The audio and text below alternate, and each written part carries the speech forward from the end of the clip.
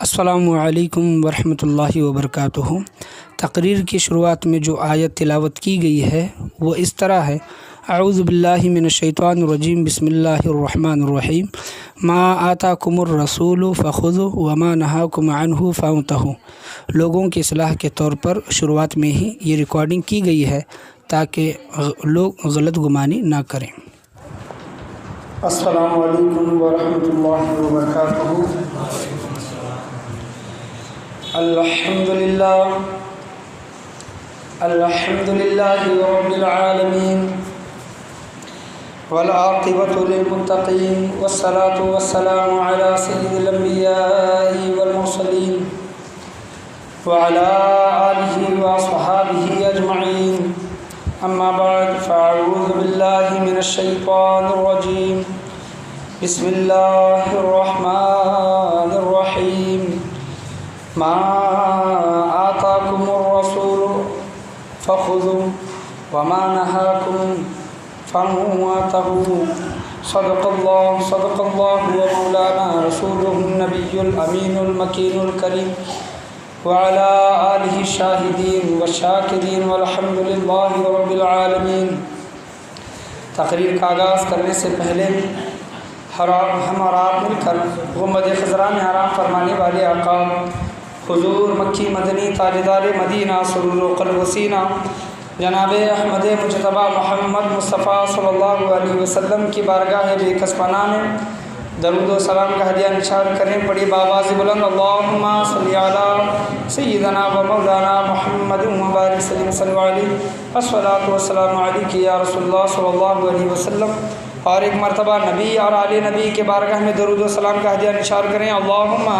صلی علی سیدنا و مولانا محمد وعلی آل محمد مبارک سلیم صلی اللہ علیہ الصلاۃ والسلام علیک یا رسول اللہ صلی اللہ علیہ وسلم۔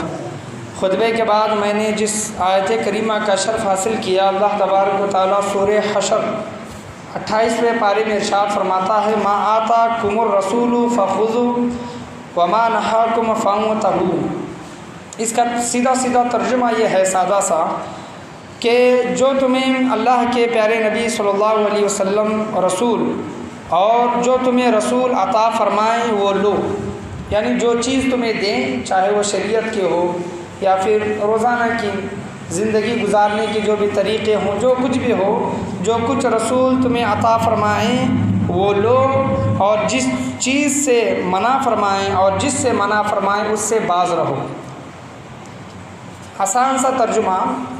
میں نے آپ کے سامنے بیان کیا ہے، اور آج کے میرے تقریر کا عنوان اختیار نبی صلی اللہ علیہ وسلم۔ آپ صلی اللہ تعالیٰ علیہ وسلم کا اللہ کی بارگاہ میں کیا مقام و مرتبہ تھا، اور اختیار والے نبی تھے ہمارے نبی صلی اللہ علیہ وسلم۔ اختیار یعنی مجبور نہیں تھے بلکہ اختیار تھے۔ وہ کس طرح آج کے جمعہ کے بیان میں آپ احادیث کریمہ کی روشنی میں اور واقعات کی روشنی میں سمجھنے کی کوشش کریں گے۔ پڑھی ایک مرتبہ درود شریف: اللہم صلی علی سیدنا و مولانا محمد مبارک سلیم صلی اللہ علیہ الصلاۃ والسلام علیک یا رسول اللہ صلی اللہ تعالیٰ علیہ وسلم۔ بعض لوگوں کا یہ گمان ہے اور یہ عقیدہ ہے اور یہ بولتے بھی ہیں اور اپنی کتابوں میں لکھتے بھی ہیں کہ معاذ اللہ نعوذ باللہ من ذالک، ہمارے نبی صلی اللہ تعالیٰ علیہ وسلم مجبور تھے اور کچھ کر نہیں سکتے تھے، اور مثال یہ دیتے ہیں کہ حضور صلی اللہ علیہ وسلم اپنی بیٹی حضرت فاطمہ الزہرا رضی اللہ تعالیٰ عنہا کو بھی فرمائے کہ آئے بیٹی عمل کرو، عمل کام آئیں گے، یہ تمام حوالے دیتے ہیں۔ لیکن اس کے باوجود اگر ہم دیکھتے ہیں، اس کے برعکس ہم دیکھتے ہیں کہ ہمارے نبی کریم صلی اللہ تعالیٰ علیہ وسلم کی مقدس زندگی میں معجزات، کمالات اور اختیارات، ہزاروں ایسے واقعات بھرے پڑے ہیں جو آپ صلی اللہ تعالیٰ علیہ وسلم نے وہ کیے ہیں، اور ان واقعات سے ہمیں پتہ چلتا ہے کہ ہمارے نبی کریم صلی اللہ علیہ وسلم مجبور نہیں تھے بلکہ مختار تھے۔ اللہ تبارک و تعالیٰ نے آپ صلی اللہ تعالیٰ علیہ وسلم کو پورا کے پورا اختیار عطا فرمایا تھا۔ بخاری شریف کی حدیث میں آپ کے سامنے کوٹ کرنا چاہوں گا۔ مشکات شریف میں حضرت عائشہ صدیقہ رضی اللہ تعالیٰ عنہ روایت کرتی ہے، مشکات شریف کی حدیث ہے کہ حضرت عائشہ صدیقہ رضی اللہ تعالیٰ عنہ فرماتی ہیں کہ حضور صلی اللہ تعالیٰ علیہ وسلم نے فرمایا کہ اگر میں چاہوں، مشکات شریف کی حدیث ہے، حضور فرماتے ہیں کہ اگر میں چاہوں تو یہ جو پہاڑ ہیں یہ سونے کے بن کر میرے ساتھ میں چلیں۔ سبحان اللہ، سونے کی یہ پہاڑ سونے کے بن کر میرے ساتھ میں، جس طرح انسان چلتے ہیں، جانور چلتے ہیں ساتھ میں، اس طرح یہ پہاڑ میرے ساتھ میں چلیں گے اگر میں چاہوں۔ لیکن حضور صلی اللہ تعالیٰ علیہ وسلم نے فقر و فاقہ، عاجزی و انکساری کو اختیار کیا۔ اور کیوں نہ ہو، اگر ہم حضرت سلیمان علیہ السلام کی زندگی اگر پڑھیں گے تو حضرت سلیمان علیہ السلام کو اللہ تبارک و تعالیٰ نے ہر چیز پر عبور حاصل، مطلب عبور دیا تھا، اختیار دیا تھا حضرت سلیمان علیہ السلام کو، ہوا پر، پانی پر، جنات پر، دنیا کے جتنے بھی اللہ کی مخلوق تھی، حضرت سلیمان علیہ السلام کا ان تمام چیزوں پر کنٹرول تھا، حضرت سلیمان علیہ السلام۔ اور ہمارے نبی آقا صلی اللہ تعالیٰ علیہ وسلم، ہمارے نبی مکرم صلی اللہ علیہ وسلم کو اگر دیکھیں گے تو حضرت سلیمان علیہ السلام سے بھی مقام و مرتبہ ہمارے نبی اکرم صلی اللہ علیہ وسلم کا ہے، تمام نبیوں سے بڑھ کر۔ تو جب اللہ تبارک و تعالیٰ حضرت سلیمان علیہ السلام کو ہر چیز پر اختیار دے سکتا ہے تو کیا ہمارے نبی صلی اللہ تعالیٰ علیہ وسلم کو ہمارا رب اللہ تبارک و تعالیٰ اختیار نہیں دے سکتا؟ یہ سادہ سا کویشچن ہے، سوال ہے۔ ہم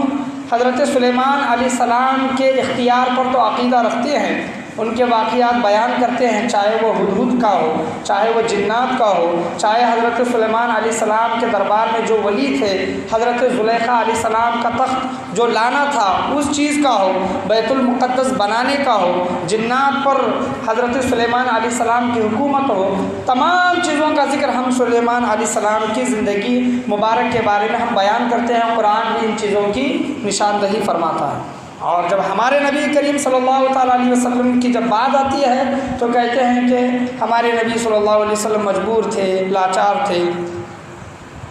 اپنے بیٹی کو، صحابہ کرام کو صلی اللہ علیہ وسلم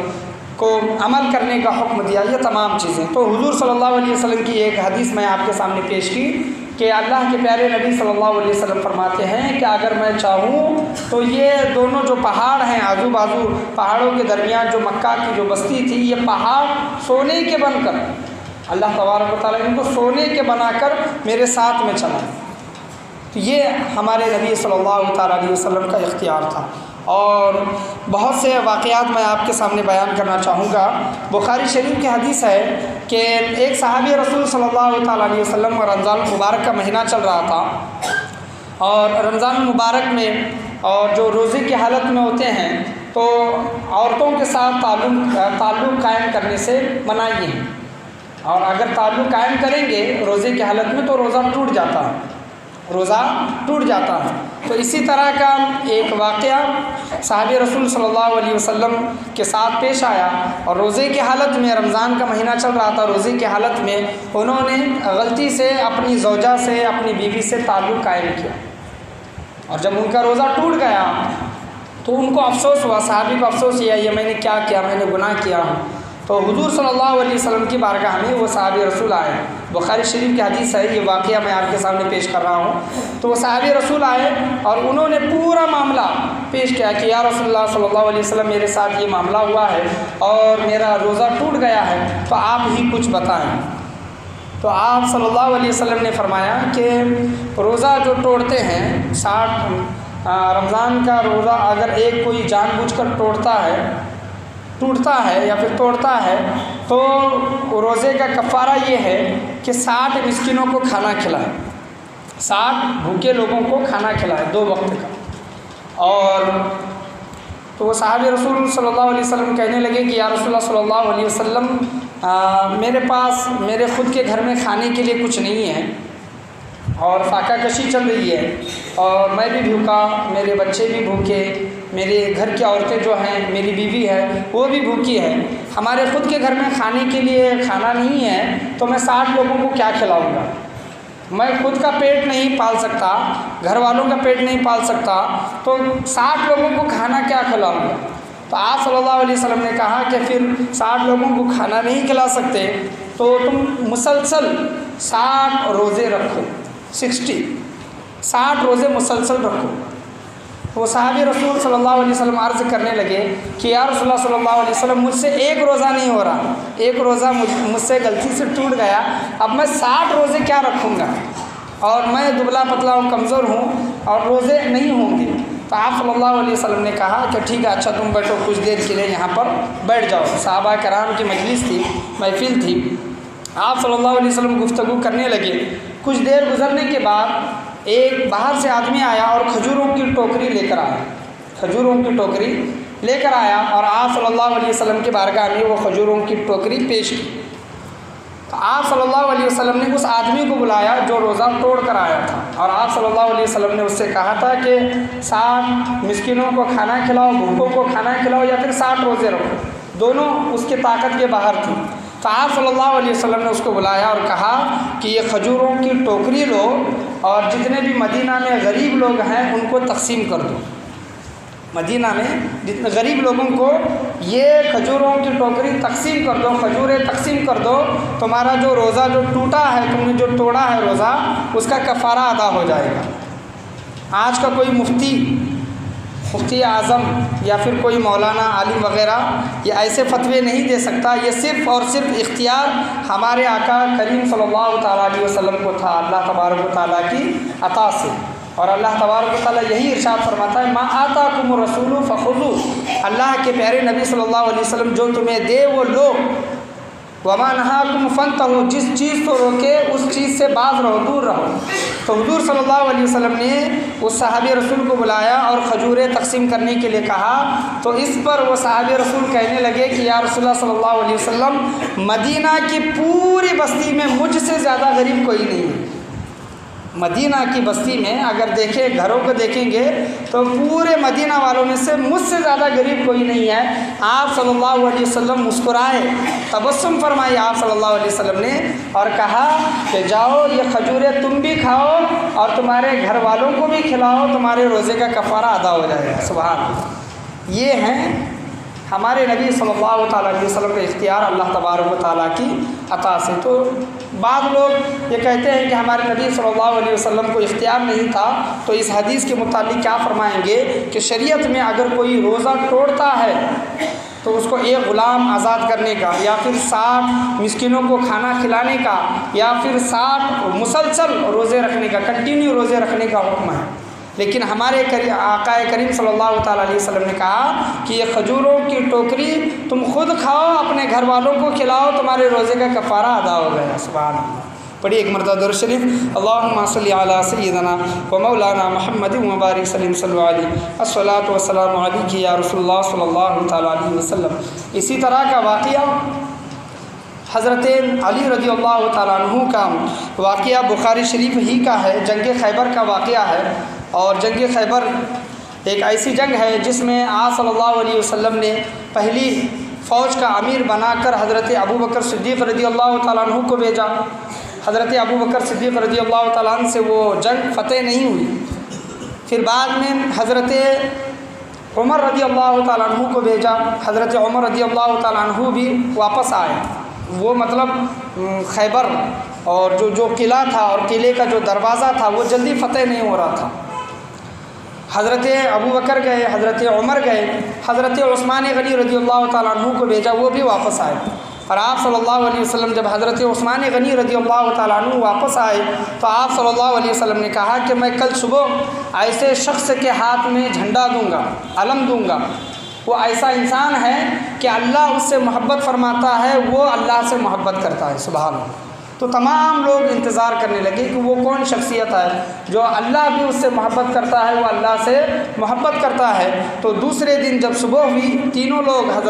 حضرت ابو بکر، حضرت عمر، حضرت عثمان غنی رضی اللہ علیہ اجمعین جب واپس آئے تو دوسرے دن صبح حضور صلی اللہ علیہ وسلم نے کہا کہ علی کو بلاؤ، حضرت علی ابو تراب کو بلاؤ۔ تو لوگوں نے کہا کہ یا رسول اللہ صلی اللہ تعالیٰ علیہ وسلم، حضرت علی رضی اللہ تعالیٰ عنہ کی آنکھیں دکھتی ہیں، تکلیف ہے، ان کے آنکھوں میں تکلیف ہے۔ تو حضور صلی اللہ علیہ وسلم نے حضرت علی رضی اللہ تعالیٰ عنہ کو اپنے پاس بلایا اور اپنا لعاب دہن، تھوک مبارک، کیا اپنا لعاب دہن حضرت علی رضی اللہ تعالیٰ عنہ کے آنکھوں کو لگایا تو حضرت علی رضی اللہ تعالیٰ عنہ فرماتے ہیں، بخاری شریف کی حدیث ہے، میری آنکھیں دکھتی تھی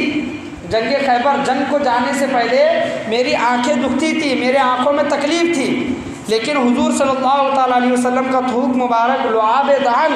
لگنا تھا کہ میری آنکھیں پہلے سے بھی زیادہ روشن ہو گئی، سبحان اللہ، پہلے سے بھی زیادہ مجھے صاف دکھائی دینے لگا، اچھا دکھائی دینے لگا۔ تو حضور صلی اللہ تعالیٰ علیہ وسلم کے لعاب دہن کا بھی کوئی مقابلہ نہیں کر سکتا۔ لعاب دہن حضور صلی اللہ علیہ وسلم کا ایسا لعاب دہن تھا کہ کھارا پانی، کھارے کنویں کے پانی میں اگر آپ صلی اللہ علیہ وسلم اپنا لعاب دہن ڈال دے تو وہ کھارا پانی میٹھا ہو جاتا تھا، کھارا پانی میٹھا ہو جاتا تھا۔ یہ ہمارے نبی اکرم صلی اللہ تعالیٰ علیہ وسلم کا اذن و اختیار تھا۔ اللہ تبارک و تعالیٰ نے آپ صلی اللہ تعالیٰ علیہ وسلم کو وہ حکومت اور اذن و اختیار اللہ نے آپ صلی اللہ تعالیٰ علیہ وسلم کو عطا کیا تھا۔ تو یہ احادیث کریمہ کی روشنی میں آج ہم حضور صلی اللہ تعالیٰ علیہ وسلم کے اذن و اختیارات اور کمالات آج ہم یہاں پر سن رہے ہیں۔ پڑھیے ایک مرتبہ درود شریف، اللہم صلی علی سیدنا و مولانا محمد و بارک وسلم صلی اللہ علیہ الصلاۃ والسلام علیک یا رسول اللہ صلی اللہ تعالیٰ علیہ وسلم۔ تو آپ بتائیں کہ حضرت علی رضی اللہ تعالیٰ عنہ کو جب آپ صلی اللہ علیہ وسلم نے لعاب دہن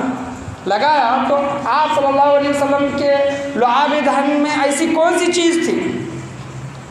لعاب دہن کون سی چیز تھی جو حضرت علی رضی اللہ تعالیٰ عنہ کی آنکھوں کو روشن کر گئی اور پہلے سے بھی زیادہ دکھائی دینے لگا؟ اس حدیث سے ہمیں یہی پتہ چلتا ہے کہ ہمارے نبی کریم صلی اللہ تعالیٰ علیہ وسلم سر سے لے کر پاؤں تک سراپا نور تھے،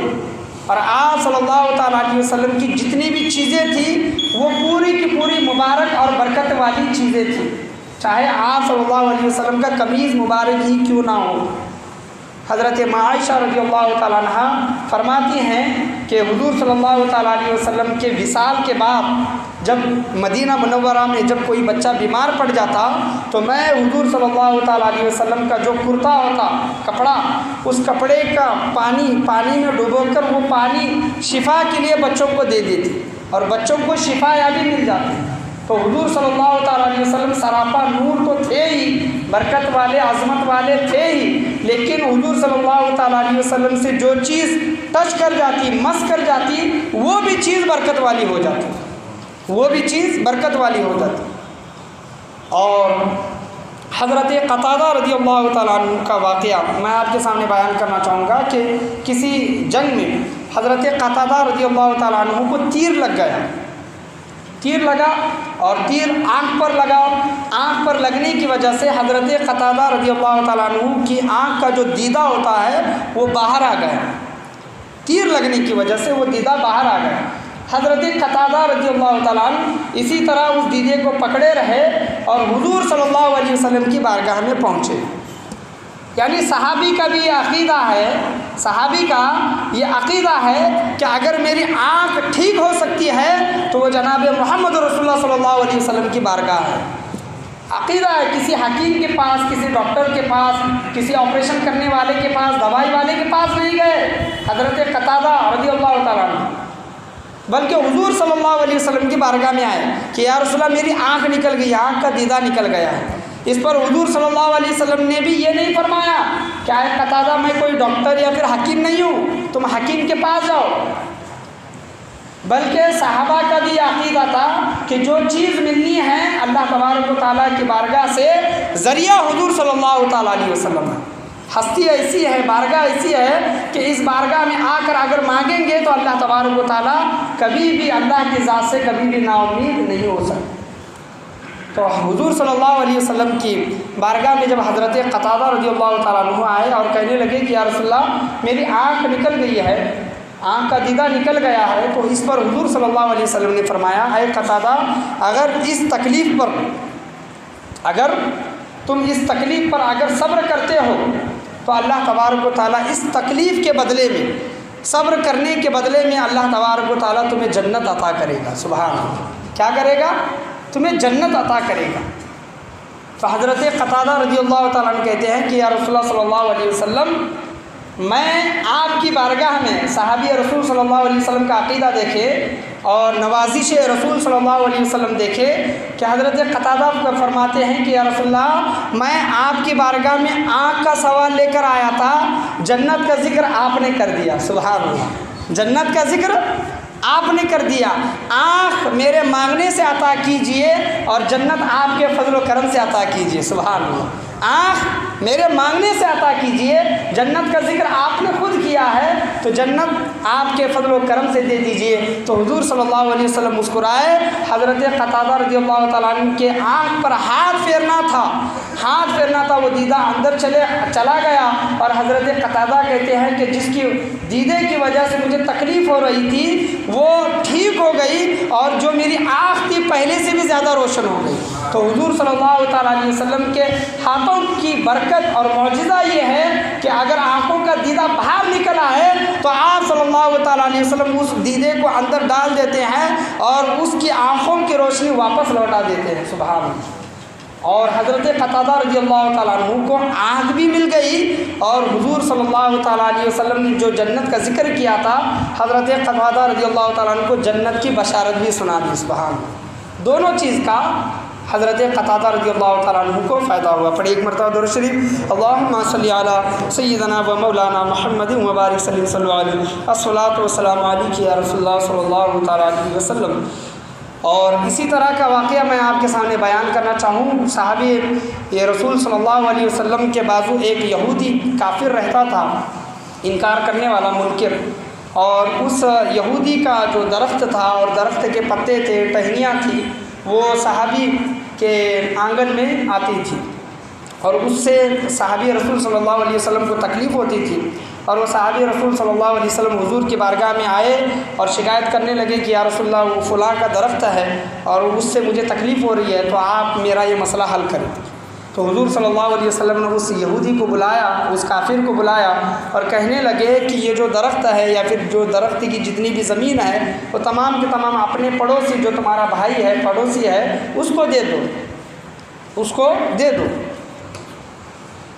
تو وہ یہودی کہنے لگا کہ میں دے دوں گا،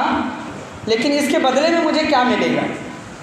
اس کے بدلے میں مجھے کیا ملے گا؟ تو آپ صلی اللہ علیہ وسلم نے کہا کہ اس کے بدلے میں تمہیں جنت میں جنتی درخت عطا کروں گا، سبحان اللہ۔ اس کے بدلے میں، دنیا کے درخت کے بدلے میں تمہیں جنت میں جنتی درخت عطا کروں گا۔ تو وہ کافر انکار کرنے لگا، وہ تو حضور اور اللہ پر، اللہ کی کتاب پر تو ایمان لانے والا نہیں تھا، حضور صلی اللہ علیہ وسلم کی باتوں پر بھی اس کو یقین نہیں تھا، وہ انکار اس نے کیا۔ اسی مجمع میں، صحابہ کے مجمع میں، ایک مالدار صحابی تھے اور وہ کھڑے ہوئے اور کہنے لگے کہ یا رسول اللہ صلی اللہ علیہ وسلم، جو بشارت اس کافر کو آپ نے دی ہے، کیا وہی خوشخبری اور بشارت کیا آپ مجھے دے سکتے ہیں تاکہ میں وہ درخت خرید سکوں،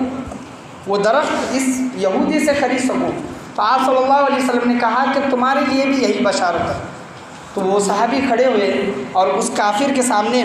کھڑے ہو کر کہنے لگے کہ میرا فلاں جگہ میں، مکہ میں فلاں جگہ میں جہاں پر پانی کی زمین ہے، پانی کی کوئی کمی نہیں، اور اتنے بڑے باغ ہیں، اور اتنے باغ میں بہت سارے کھجوروں کے درخت ہیں، تر و تازہ اچھے کھجور، عمدہ کھجوروں کے درخت ہیں، وہ پورا کے پورا باغ، پورے کے پورے باغ میں کے کھجوروں کے درخت میں تمہیں دے دوں گا، اس کے بدلے میں مجھے وہ ایک درخت دے دینا، وہ درخت کی زمین وہ دے دینا۔ تو کافر کو یہ دنیا کا فائدہ اس کو نظر آیا اور خوش ہوا اور کہنے لگا کہ ایک درخت کے بدلے میں تو پورا کے پورا مجھے باغ دے رہا،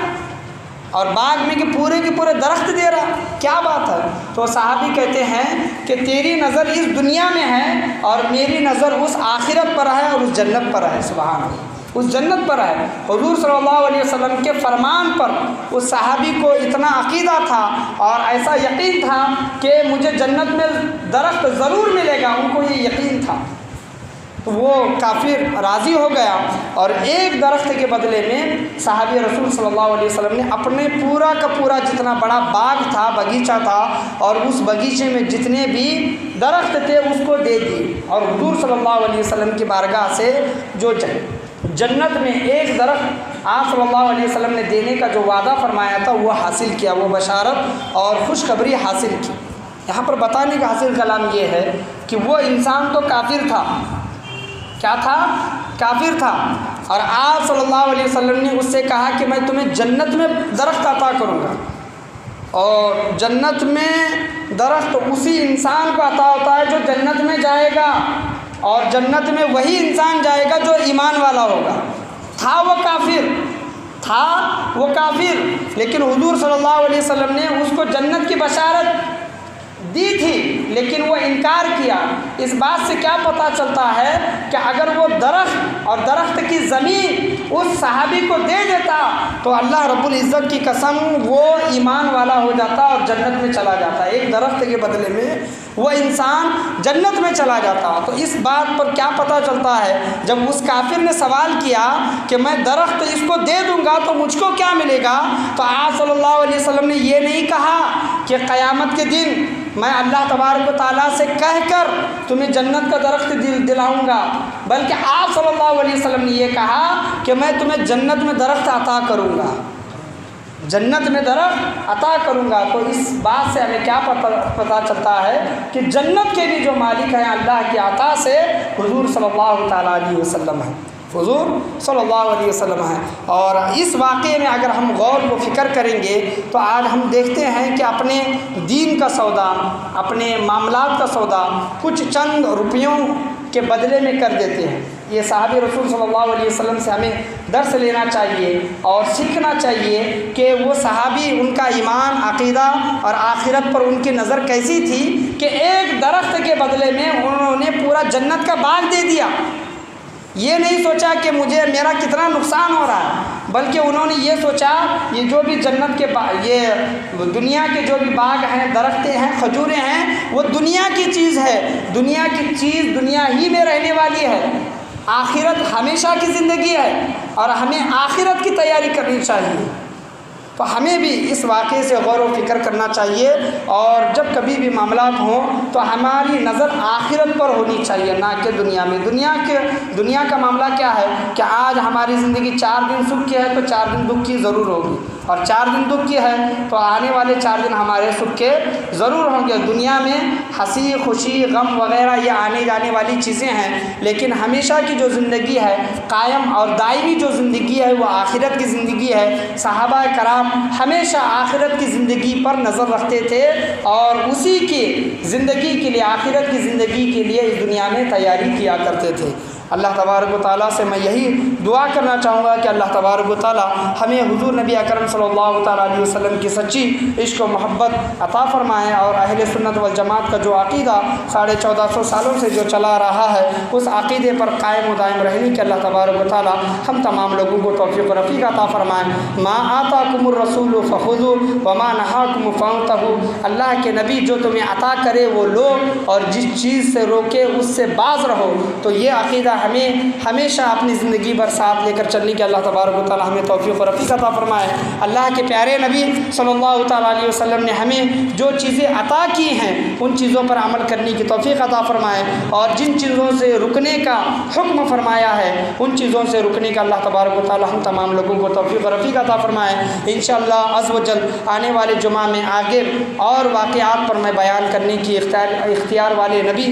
صلی اللہ علیہ وسلم اس موضوع پر بیان کرنے کی انشاءاللہ عز و جل میں ضرور کوشش کروں گا۔ آنے والے جمعہ میں آپ جلدی پہنچنے کی کوشش کریں۔ اللہ سے دعا ہے کہ اللہ تبارک و تعالیٰ ہم تمام لوگوں کو بولنے اور سننے سے زیادہ عمل کرنے کی توفیق